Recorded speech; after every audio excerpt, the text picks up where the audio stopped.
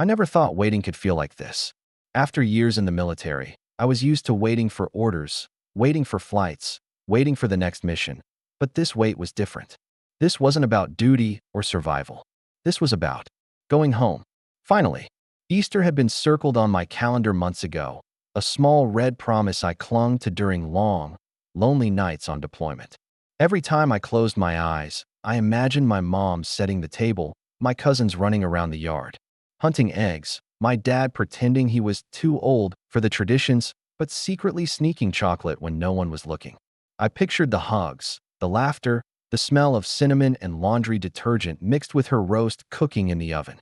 I imagined biting into her pie, feeling the warmth of home in every corner of that house I hadn't seen in years. That I wondered if the house would even feel the same. Childhood memories had made it seem larger, grander, with the creaky front door, the squeaky step on the stairs, the couch that swallowed you whole still feel like home, or had time shrunk it into something smaller, something ordinary? Still, the thought of stepping back through that door made my chest ache with anticipation. The flights, the layovers, the long corridors of airports didn't matter. I'd carry my duffel bag through 100 terminals if it meant sitting at that familiar table, surrounded by the noise and chaos of my family. I remember standing in my apartment overseas, staring at my packed bag. Everything I owned fit into that olive green duffel. Creased uniforms, worn boots, and a few letters from my mom that I had read so many times the paper had softened around the folds. Simple words: "We're proud of you. Stay safe. We miss you." In the quiet of foreign nights, those words became my lifeline. And now, I was finally going home. Not just on leave, not just a quick visit, but to step out of the uniform, even for a little while, and just be her son again. I thought I knew exactly what I was coming back to, and that thought made my heart both heavy and full. Like the first breath of spring after a long winter, I can still see it, clear as day.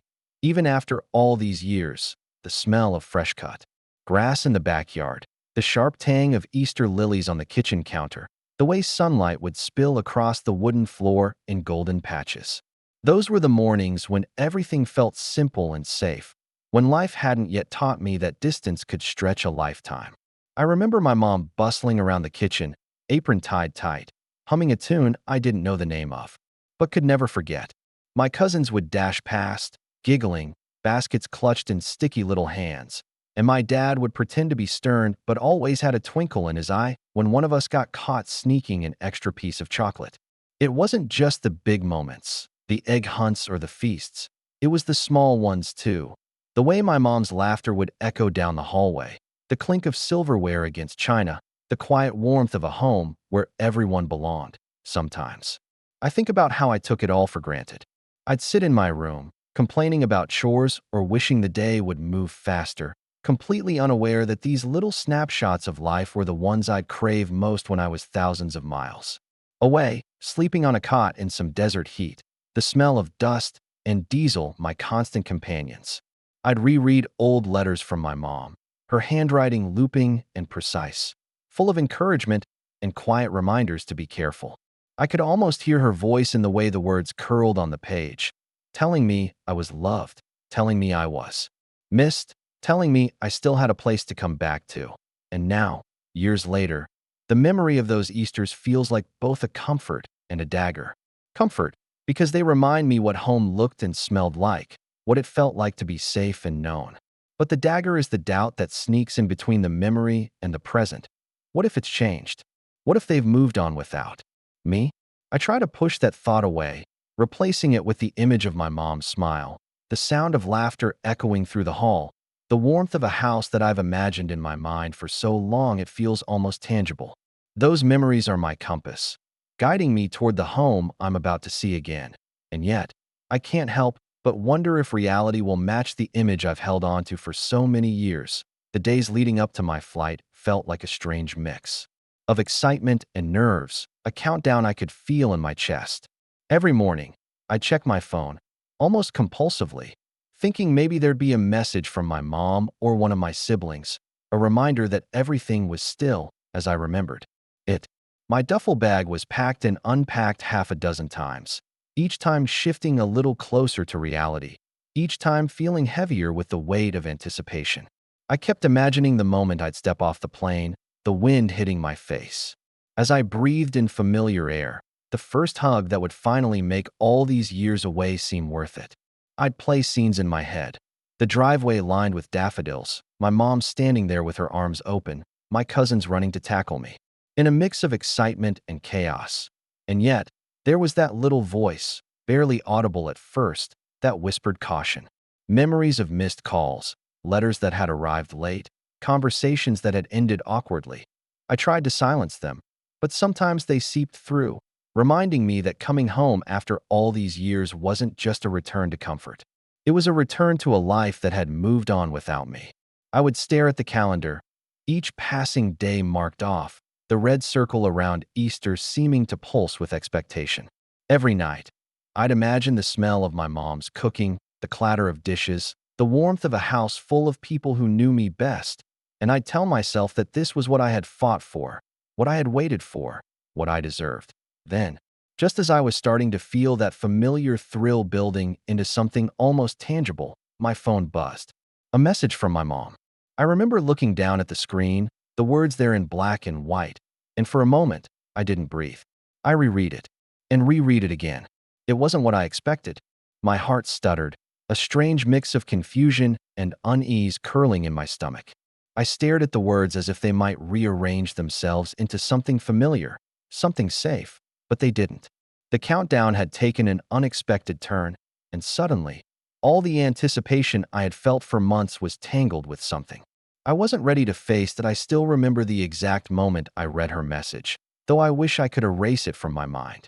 The screen glowed softly in the dim light of my apartment, the words so simple, so casual in appearance, but they hit me like a punch I didn't see coming. I don't think you should come home this Easter. We need to talk first. At first, I thought my eyes were playing tricks on me. I blinked, rubbed them, scrolled up and down, convinced that maybe the words would change if I looked long enough. But they didn't. They just stared back at me, heavy with a weight I couldn't place, and suddenly the calendar with Easter circled in red felt cruelly ironic. My chest tightened, and 1,000 questions erupted all at once. Why? Did something happen? Am I not welcome? I reread it again, slower this time, searching for context that wasn't there. My hands trembled slightly as I held the phone, a strange mixture of disbelief and fear curling in my stomach. I wanted to scream, to call her immediately, to demand answers, but all I could do was sit there, frozen, staring at the glow of that message and the words that had rewritten my reality in a single sentence. For years, I had imagined this homecoming in vivid, almost cinematic detail, the hugs, the laughter, the warmth of my family, and now, just days away, it felt like someone had yanked the rug out from under me. Memories began flooding in, moments I had nearly forgotten. The subtle tension in her voice during the last phone calls, the curt replies to my letters, the way she always seemed hesitant to talk about the family when I was overseas. I tried to push them away, tried to cling to the hope that this was just a misunderstanding.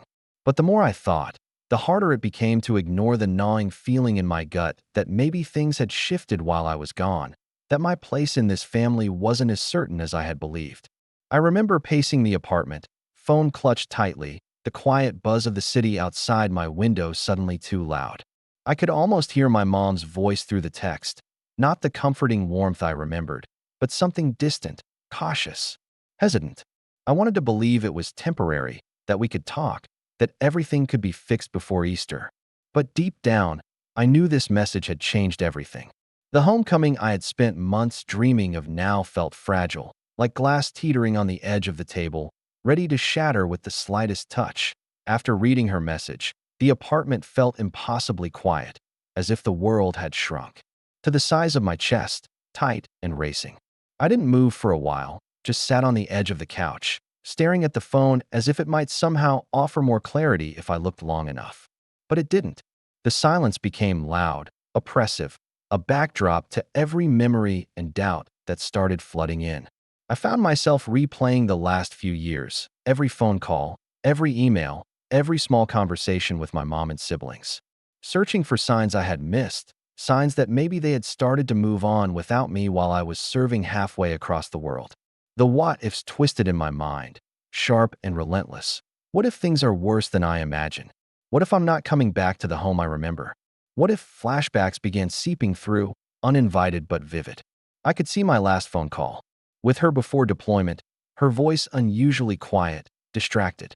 I remembered sitting in a dusty tent under a relentless sun, trying to smile as she said, "We're proud of you," while something in her tone didn't quite reach the warmth I craved.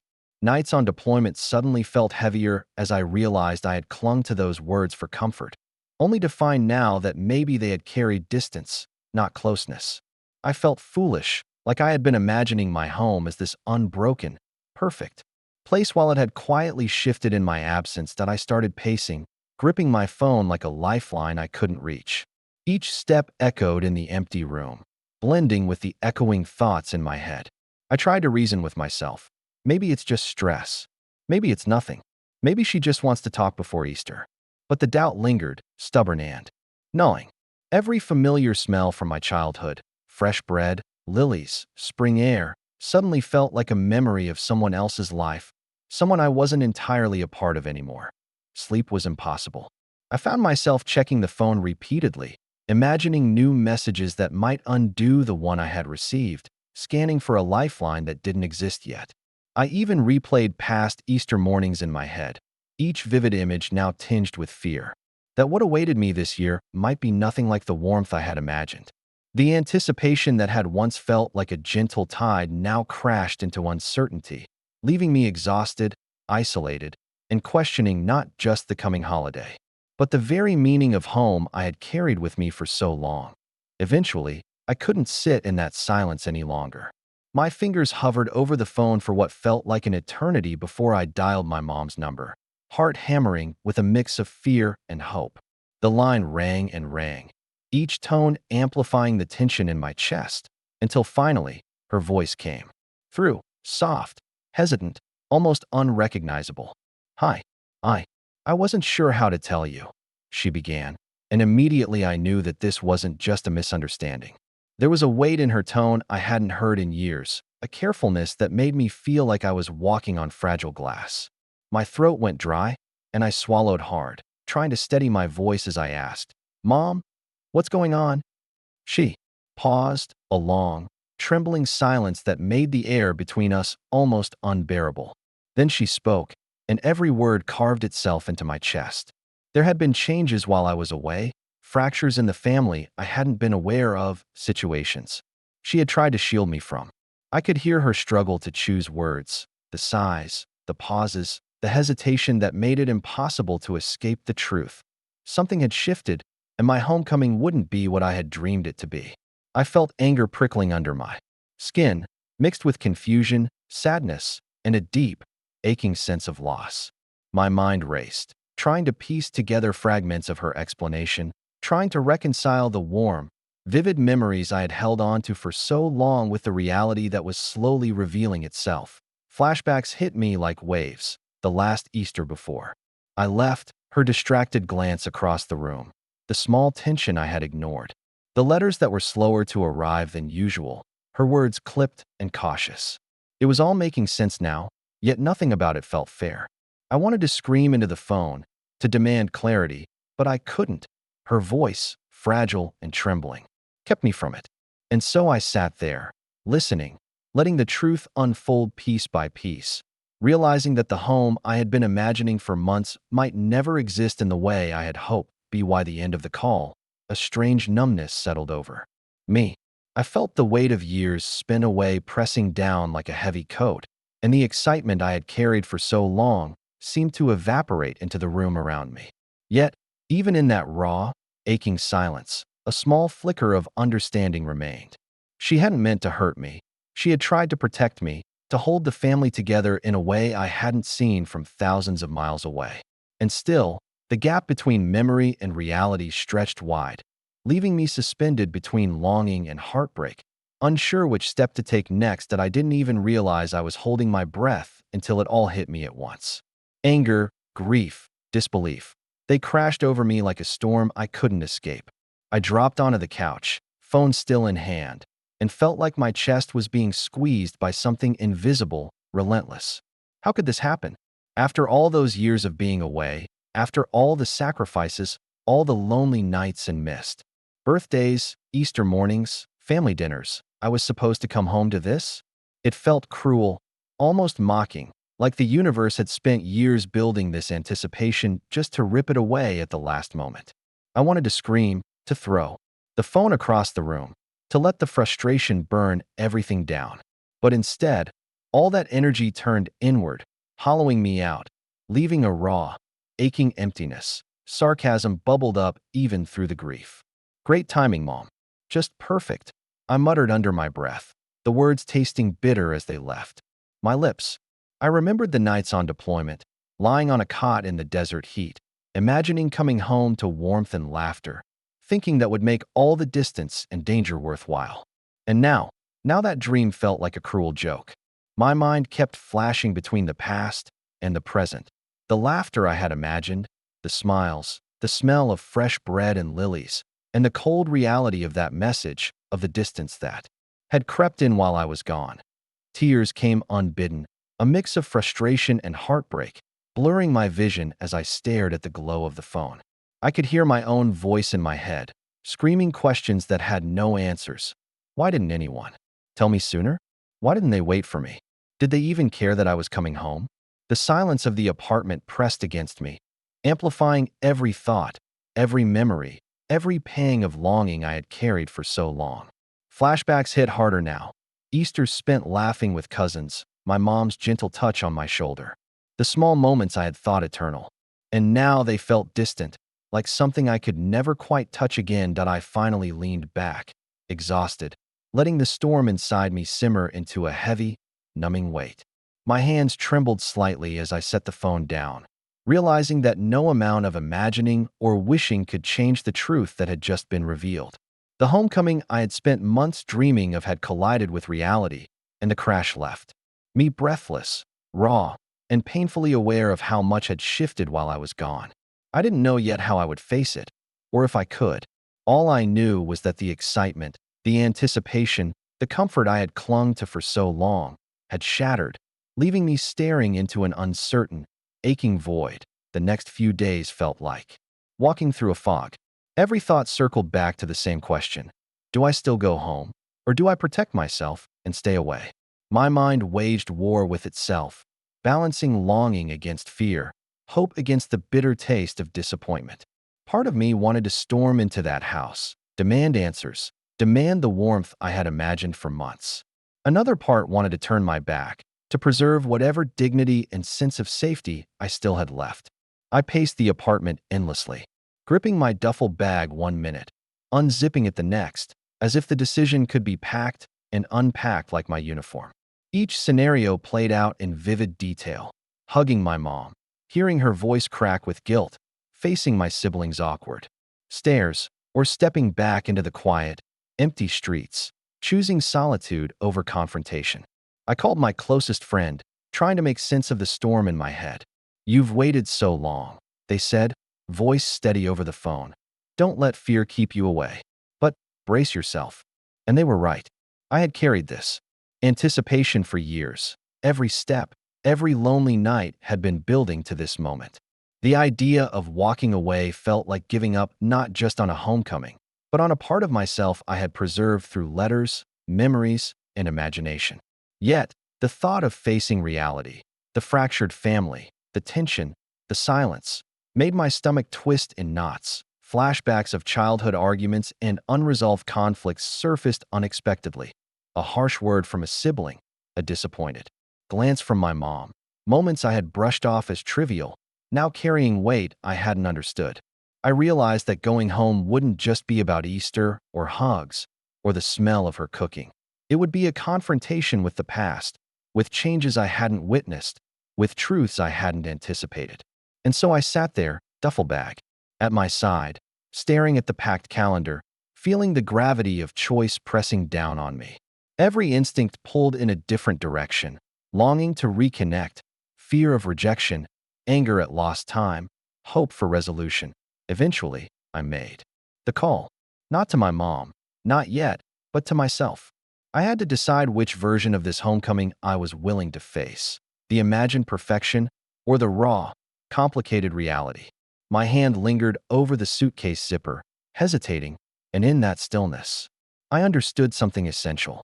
Coming home wasn't just a physical journey, it was an emotional one. I couldn't control the past or the fractures that had formed while I was away, but I could control my steps forward. And for the first time in days, a quiet resolve settled in me. I would go, but on my terms, prepared to navigate whatever awaited. Even if it wasn't the Easter I had dreamed of, that I stood at the threshold of my decision like it was the edge of a cliff, the duffel bag heavy at my feet, and my heart heavier still. Every fiber of my being wanted to turn back, to retreat, to the safety of solitude and avoid the potential heartbreak waiting at home. But then I remembered why I had circled Easter on that calendar months ago, why I had counted down the days with such longing. The years I had spent away, the letters, the lonely nights imagining the life I was about to rejoin. I realized that avoiding it would not protect me. It would only leave me suspended in the same uncertainty I had been wrestling with for days. I needed closure, whatever form it would take, and I owed it to myself to face it head on. The flight was looming, the hum of departure boards and airport chatter filling my imagination as I pictured stepping onto the plane. With every passing moment, I felt a strange mixture of dread and relief. Dread for what awaited me, and relief that I had finally made a choice instead of letting fear dictate my path. I pictured the house as it really was now, not the one I had painted in my mind for years. The quiet tension, the distance, the unspoken truths. And yet, there was something grounding in imagining myself walking through the front door, not as the soldier returning with imagined fanfare, but as a son ready to face reality, ready to confront both pain and love alike. Flashbacks came unbidden. The warmth of childhood Easters, the laughter, the smell of fresh bread, the small moments I had clung to in letters and memory. But now those memories no longer felt like a standard for what I expected. They were a foundation, a reminder of what home had once been and what I could seek, even if it had shifted. I packed my last items, double-checked my bag, and exhaled deeply. The uncertainty was still there, lingering like a shadow at the edge of my vision. But I had chosen movement over paralysis, courage over fear. As I walked toward the airport, the spring air brushing against my face, I felt a strange sense of liberation. Whatever awaited me at home, whatever heartbreak, tension, or reconciliation, I would face it. The choice to go, to confront the reality of my family and my past, was mine, and for the first time in days, that knowledge brought a quiet steadiness to my chest. The long-awaited homecoming wasn't just about Easter anymore. It was about reclaiming my right to return, to be present, to navigate the messy, beautiful complexity of family and belonging on my own terms. When I finally walked through that front door, the house was quieter than I had imagined, and it took a moment for my eyes to adjust, not to the light, but to the new reality of home. My mom was there, her face etched with worry and relief all at once, and I realized that the years, the distance, the messages, and the heartbreak had changed us, but hadn't erased us. The air smelled faintly of fresh bread and lilies, familiar, yet tinged with something different, something that reminded me that home is never frozen in memory. It grows, shifts, and sometimes tests you. I didn't rush to hugs or laughter. Instead, I let myself take it all in, absorbing the quiet moments, the subtle looks between family members, the small gestures that spoke volumes. The Easter I had imagined in my mind for years didn't exist. Not exactly. The laughter was quieter, the smiles cautious, and the conversations weighted with truths long kept in the shadows. And yet, there was a beauty in that imperfection, a rawness and honesty that made me realize what mattered wasn't perfection, but presence. I could see the relief in my mom's eyes as she realized I had arrived, not with anger, not with blame, but with openness. We didn't solve everything that day, and some wounds still ached, but the space for connection was there, waiting, fragile but alive. That I spent the day noticing the little things, the way sunlight hit the kitchen table, the clink of cutlery, the quiet laughter of my cousins as they recounted stories I had missed. I felt a warmth I hadn't expected, a grounding sense of being home, not because it matched the memory I had carried for years, but because I had chosen to return, to be present in the mess and the love alike. By nightfall, I understood something essential. Closure wasn't about rewriting the past or finding the perfect homecoming. It was about accepting the changes, facing the truths, and holding onto the pieces of family and self that had survived the distance and the heartbreak that I lay in the room I grew up in, listening to the faint hum of the house settling for the night. I felt a quiet peace. Home was no longer just a memory. It was a living, breathing place I could step into, imperfect and real. And for the first time in years, I didn't feel like I was missing out. I felt like I was finally here, ready to navigate the complexity of family, love, and belonging on my own terms. The countdown, the messages, the fear, the heartbreak, they had all led me here, and somehow, despite everything, it felt like enough.